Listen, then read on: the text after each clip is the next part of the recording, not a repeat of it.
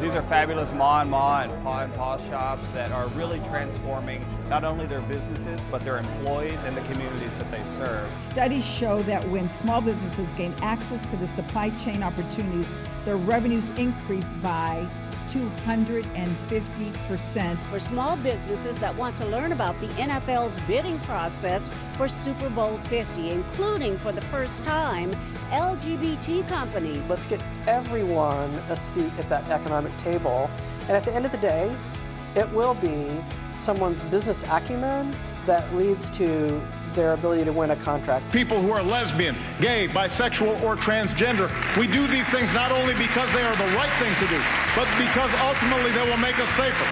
Indiana Governor Mike Pence signed a revised version of his state's Religious Freedom Act into law on Thursday after a week of protest and outcry over a version that was signed last week that many feared could open the door to state-sanctioned discrimination of LGBT citizens.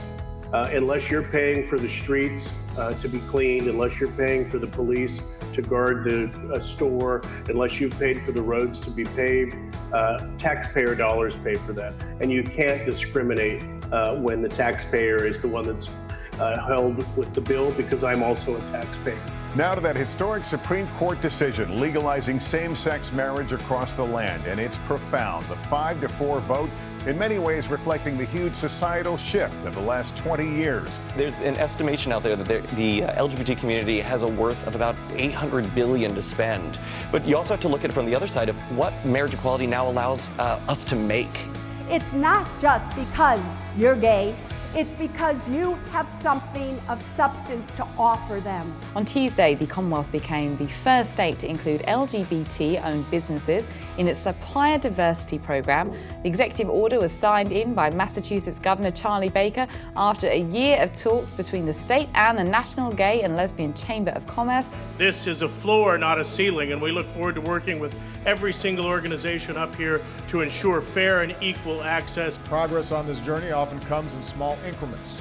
Sometimes 2 steps forward, 1 step back, propelled by the persistent effort of dedicated citizens.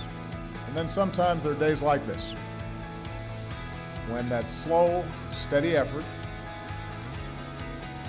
is rewarded with justice that arrives like a thunderbolt.